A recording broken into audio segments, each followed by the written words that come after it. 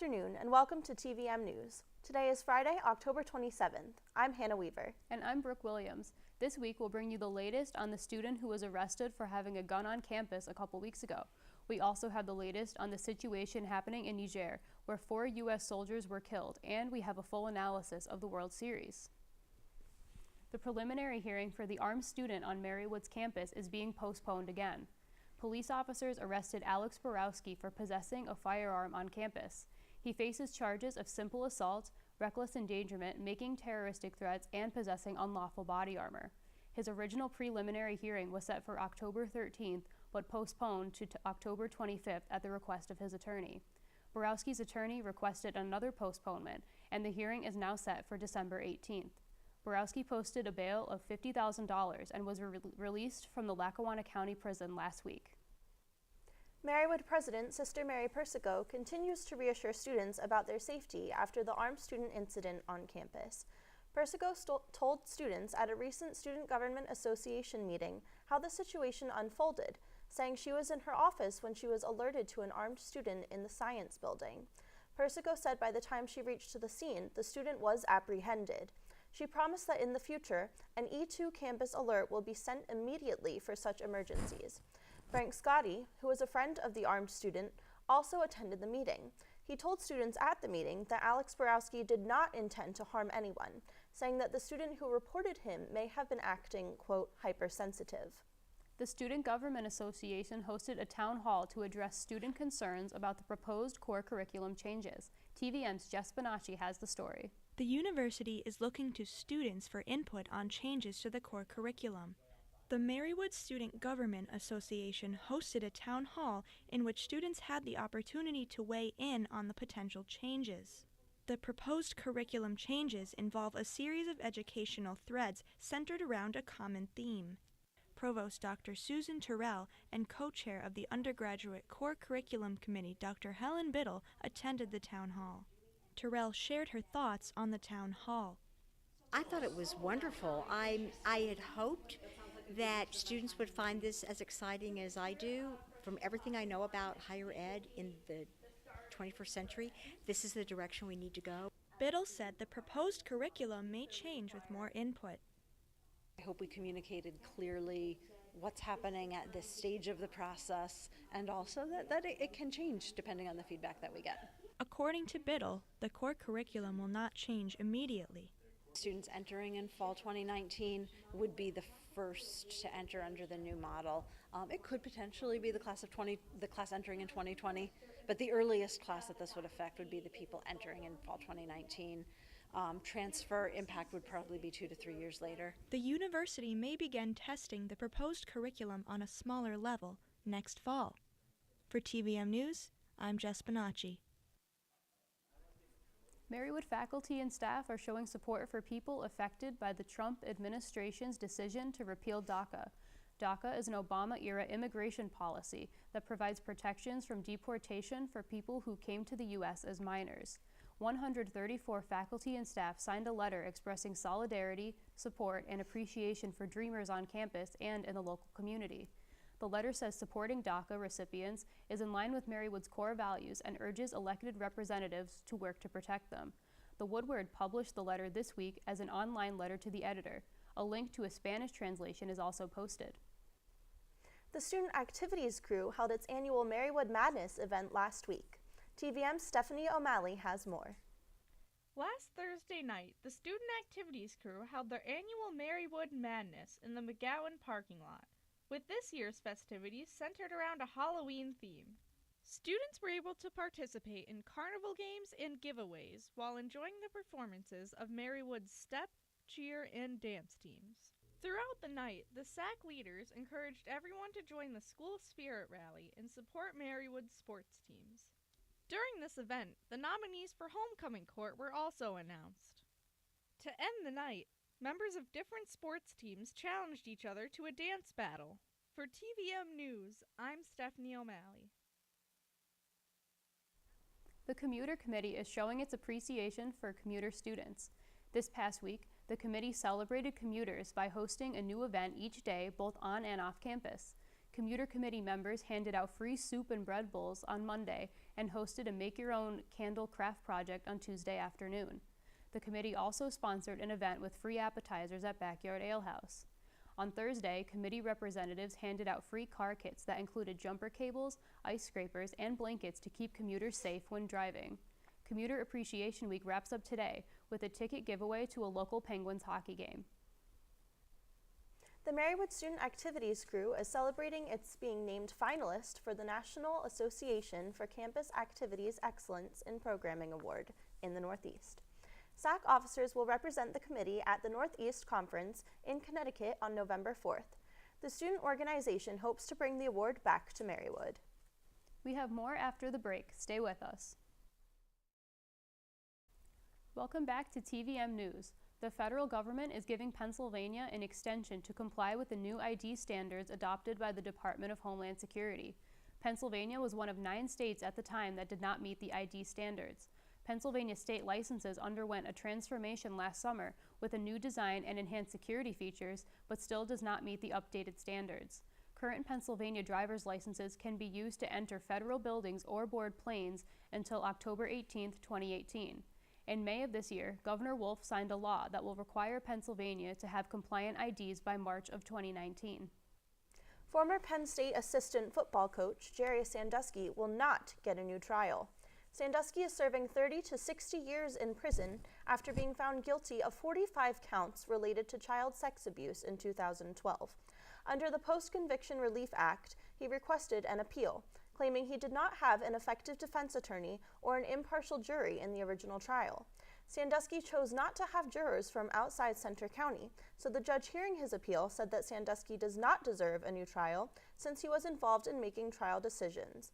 Sandusky can appeal this decision to the state superior court. He remains in jail serving his sentence. A Monroe County man previously charged with child sex crimes faces more prison time. 38-year-old David Parker reached a plea agreement on charges of child sex trafficking from 2010. He was also accused of taking a young boy to a home near Philadelphia where multiple men wearing animal costumes sexually abused the boy. Parker will spend at least 30 years in prison. A man from Schuylkill County is in the hospital after a domestic violence incident on Thursday. David Sink pointed a bow and arrow at officers after emerging from his home. A state trooper shot Sink in the leg. A woman had run out of the home prior to Sink's confronting officers. He is expected to face attempted homicide charges. An Archbold man is serving 6 to 12 years in state prison for assaulting his wife and daughter. 50-year-old Conrad Rudalavage punched his wife repeatedly after drinking heavily and having a dream about her being unfaithful. He also assaulted his daughter, who was 17 at the time, when she came home and tried to call 911. Rudalavage pleaded guilty to aggravated assault and indecent assault. He told the judge about his struggle with alcoholism and said his sobriety will be a priority once he gets released from prison. After his sentence, he will spend another 18 years on probation. An argument over a girl results in criminal charges in Lackawanna County. Michael Drake and John Morgan were arguing when Drake grabbed a gun and fired at Morgan this past Thursday. Drake then held the gun underneath Morgan's chin and threatened to kill him. Drake claims that he was simply trying to scare Morgan away. Police later searched Drake's residence and found 2 unregistered guns. Police charged Drake on various counts, including aggravated assault. Wilkes-Barre Mayor Tony George was fired police officer Dan Duffy over an email.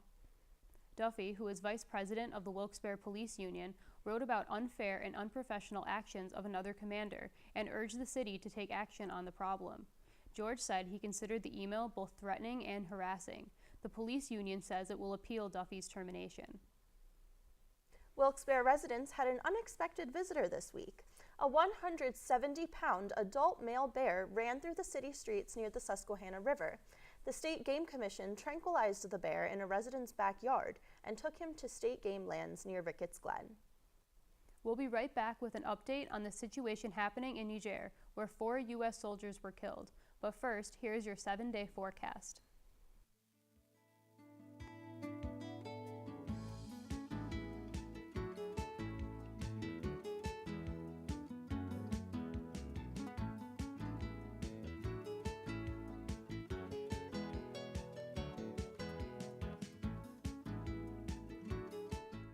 Thanks for tuning in to TVM-News. Unanswered questions remain about the recent ambush in Niger that killed 4 U.S. soldiers.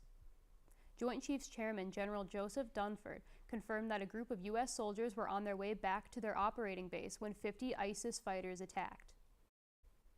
Early in the morning of 3rd October, as I mentioned, U.S. forces accompanied that Nigerian unit on a reconnaissance mission to gather information. Mid-morning on October 4th, the patrol began to take fire as they were returning to their operating base. Approximately 1 hour after taking fire, the team requested support. And within minutes, a remotely piloted aircraft arrived overhead. Within an hour, French Mirage jets arrived on station. And then later that afternoon, French attack helicopters arrived on station, and a Nigerian quick reaction force arrived in the area where our troops were in contact with the enemy. During a firefight, 2 U.S. soldiers were wounded and evacuated by French air to Niamey, and that was consistent with the casualty evacuation plan that was in place for this particular operation. 3 U.S. soldiers who were killed in action were evacuated on the evening of 4 October, and at that time, Sergeant LaDavid Johnson was still missing. On the evening of 6 October, Sergeant Johnson's body was found and subsequently evacuated. The U.S. troops requested support after an hour of fighting, and investigators are working to find out why they took that long to make the call.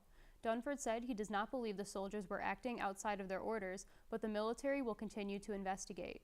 U.S. lawmakers have been questioning the details of the situation, as well as the U.S. military presence in Africa.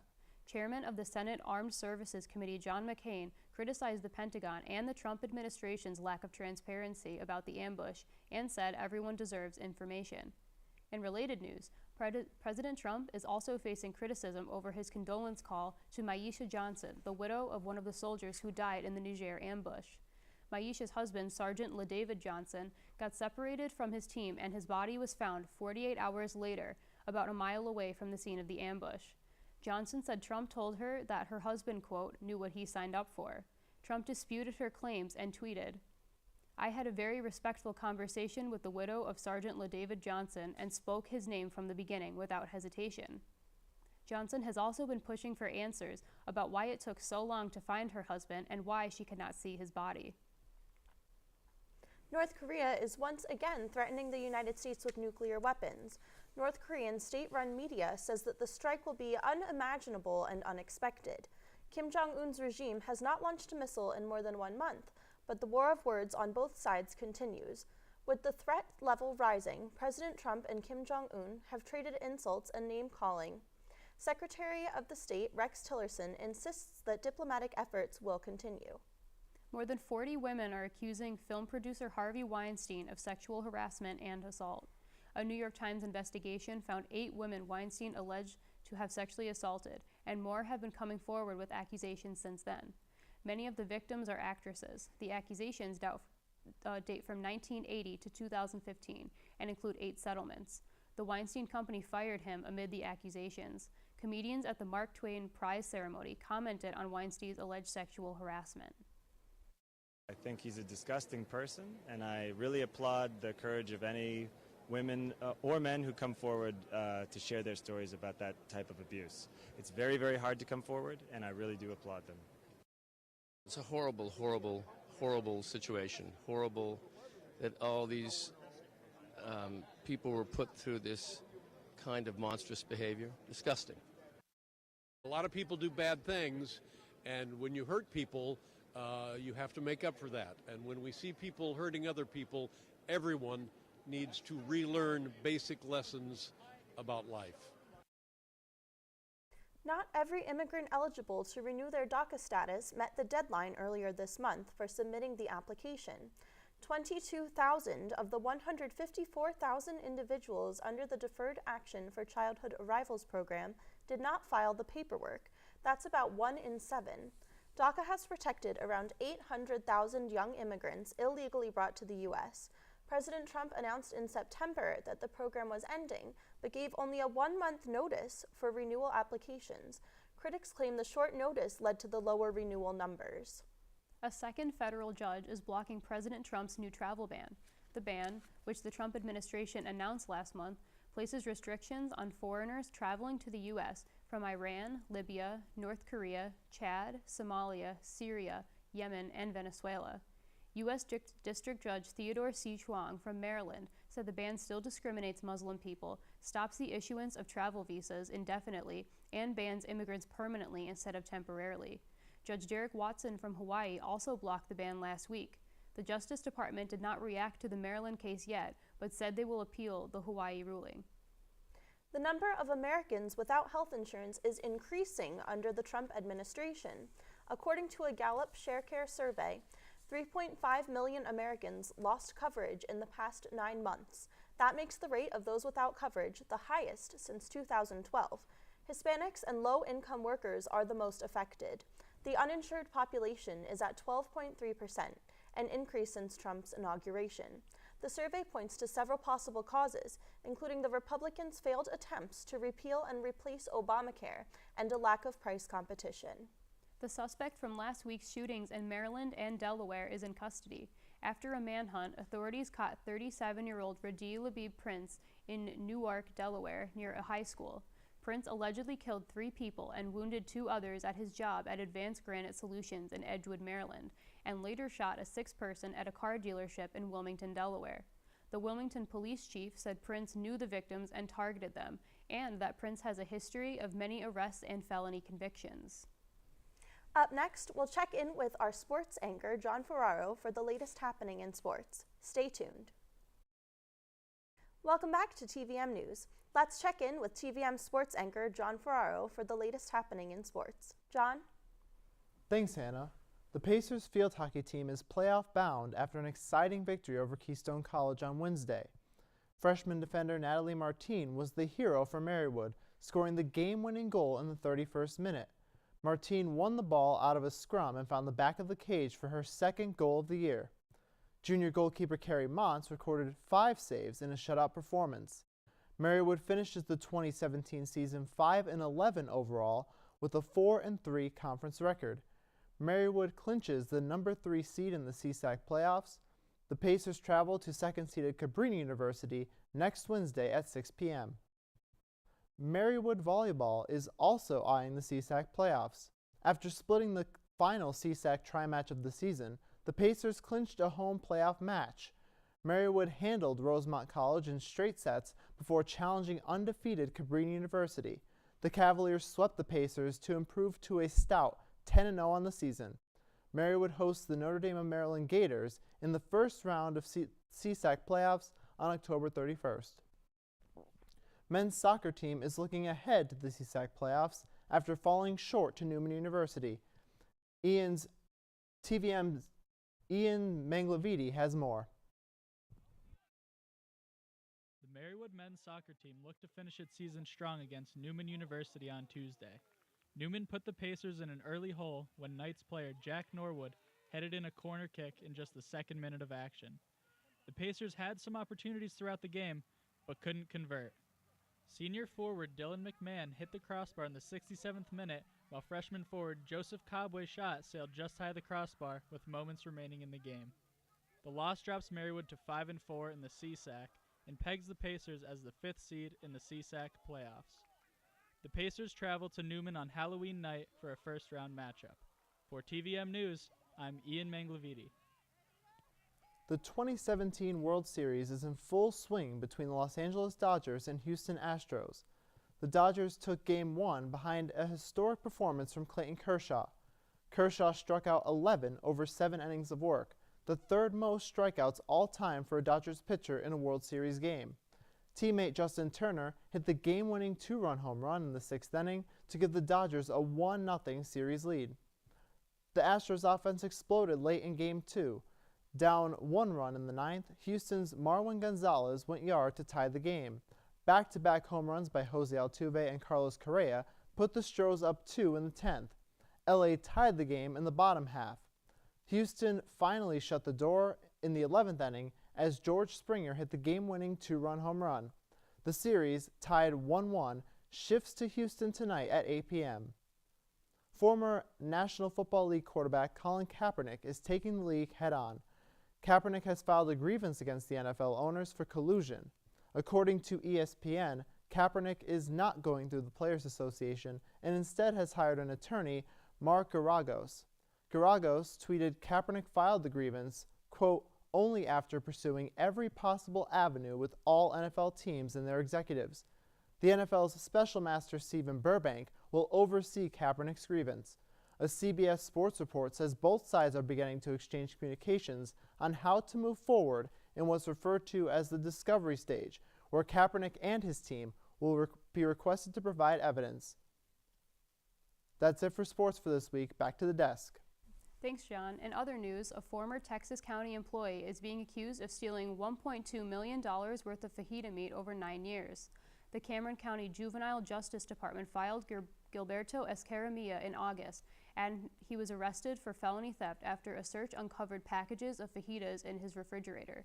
Escaramilla would intercept food deliveries to the department from the department and sell the county-funded fajita meat outside of the department for personal profit.